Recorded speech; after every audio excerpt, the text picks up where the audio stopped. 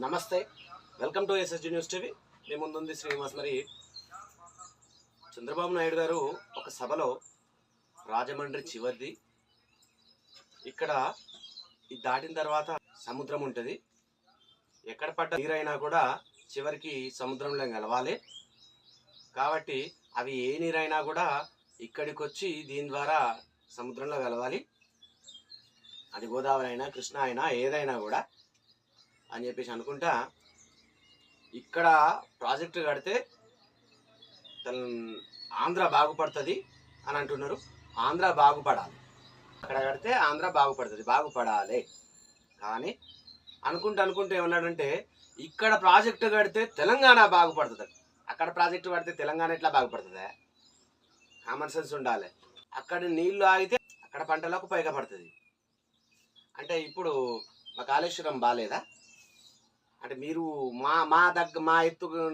మా దగ్గర నుంచి నీళ్లు తీసుకొని, అంటే ఇప్పుడు మా ప్రాజెక్టులను చెడగొట్టి ఈ నీళ్లు మీరు తీసుకొని మీరు ప్రాజెక్టులు కట్టుకొని మీరు బాగుపడాలి. మీరు కట్టిన ప్రాజెక్టుల వల్ల మేము ఎట్లా బాగుపడతామా? ఓ సీఎం గారు, జరా సోచాయించుండ్రి, జర దిమాక్ ఉన్నదా? అంటే అది అండనే ఉన్నదా గుజ్జు?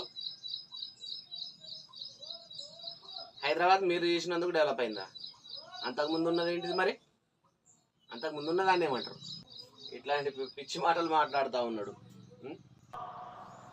చివరి రాష్ట్రం కాబట్టి ఎక్కడ నీళ్లు వచ్చినా మన తర్వాత సముద్రంలోకి వెళ్తాయి. పోలవరం తర్వాత రాజమండ్రి తర్వాత సముద్రం తప్ప వేరే మార్గం లేదు. అలాంటప్పుడు సముద్రంలోకి పోయే నీళ్లు మనం వాడుకుంటే ఈ నీళ్ల వల్ల తెలంగాణకు కూడా లాభం ఉంటుంది తప్ప ఎవరికి నష్టం లేదు. ఇక్కడ బీఆర్ఎస్ అయితే ఏదో నష్టం వచ్చినట్టు మాట్లాడుతున్నారు. నేను ఆ రోజు కూడా ఏదైతే వాళ్ళు ప్రాజెక్టు కట్టినప్పుడు గోదావరి పైన నేను ఎప్పుడు కూడా అబ్జెక్ట్ చేయలేదు. నా ఆలోచన ఒకటి, తెలంగాణ కానీ ఆంధ్రప్రదేశ్ రాష్ట్రం కానీ నాకు ఎప్పుడు చెప్పాను, రెండు కళ్ళను ఆ రోజు చెప్పా, ఈ రోజు చెప్తున్నా, హైదరాబాద్ అభివృద్ధి చేసింది నేనే. ఏమన్నా ఎక్కడో ఉన్నాడు కూడా మనల్ని అనడే. మరి ఏం చేస్తుంది ఇట్లాంటి వాళ్ళకి బుద్ధి వస్తుంది? అంటే వీళ్ళ మాటలు మన తెలంగాణపై ప్రభావం చూపెడతాయి అన్నట్టే కదా.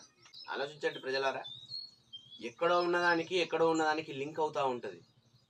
అంటే ఎవరో మాట్లాడిన దానికి లింక్ అవుతూ ఉంటాయి కొన్ని. సరే గుర్తు తెచ్చుకోండి ఇదంతా ఎటు పోతుంది అనేసి. అంటే మన కాళేశ్వరాన్ని ఇప్పుడు ఈ పేరుతోని నాశనం చేయదలుచుకున్నారు అన్నట్టు.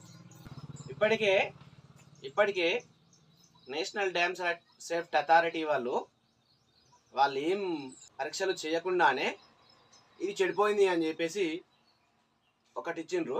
అసలు అట్లా కావడానికి కారణం ఏమంటారు? మరి ఎలక్షన్స్ ఇంకొద్ది రోజులు ఉన్నది అనగానే కుంగిపోకటేంటిది? నేషనల్ డ్యామ్ సేఫ్టీ వాళ్ళు వచ్చి దాన్ని ఎలక్షన్ ముందే, అంటే దీంట్లో రాజకీయం కనబడతలేదా మీకు? అవి 3 మాత్రమే కుంగిపోతాయండి. నిజమే, ఇక్కడ డౌట్ అనిపిస్తలేదా ఎవరికి? అందరికీ డౌట్గానే ఉన్నది. ఇది కరెక్ట్గా అప్పుడే కావాలా? ఇంకోటి 3 మాత్రమే కావాలా? ఇప్పుడు ఒకటి ఏందనంటే, ఇల్లు ఉంది అనుకుందాం, ఒక ఇల్లు ఉంది, ఆ ఇంట్లో ఒక సపోర్ట్ అంటే ఒక పిల్లర్ విరిగడో ఏదో అయిందనుకుందాం, అప్పుడు అది వంగుతుంది. కొద్ది రోజుల తర్వాత దాని పక్కన ఉన్నది కూడా వంగుతుంది కదా. మరి 1.5-2 సంవత్సరాలు అవుతుంది, పక్కన ఉన్నది పోతలేదు కదా మరి కాళేశ్వరం ప్రాజెక్టులో. ఇది ఫ్లోటింగ్ వస్తూ ఉంటుంది కదా. అసలు ఈ మధ్యలో వర్షాలు కూడా బాగా వస్తున్నాయి, ఎండాకాలమైనా కూడా వర్షాలు బాగా వస్తున్నాయి, ఫ్లోటింగ్ బాగా వస్తూ ఉంటుంది కదా. మరి ఆ ఫ్లోటింగ్కి తట్టుకొని ఎట్లా ఉండగలుగుతున్నాయి? మరి మన వెంకటరెడ్డి సార్ అంటారు, నేను సివిల్ ఇంజనీర్ చేసిన, నాకు కూడా తెలుసు, ఇవి ఒక్క ప్రాజెక్టే కాదు అన్నింటినీ తీసేయాల్సిందే. అంటే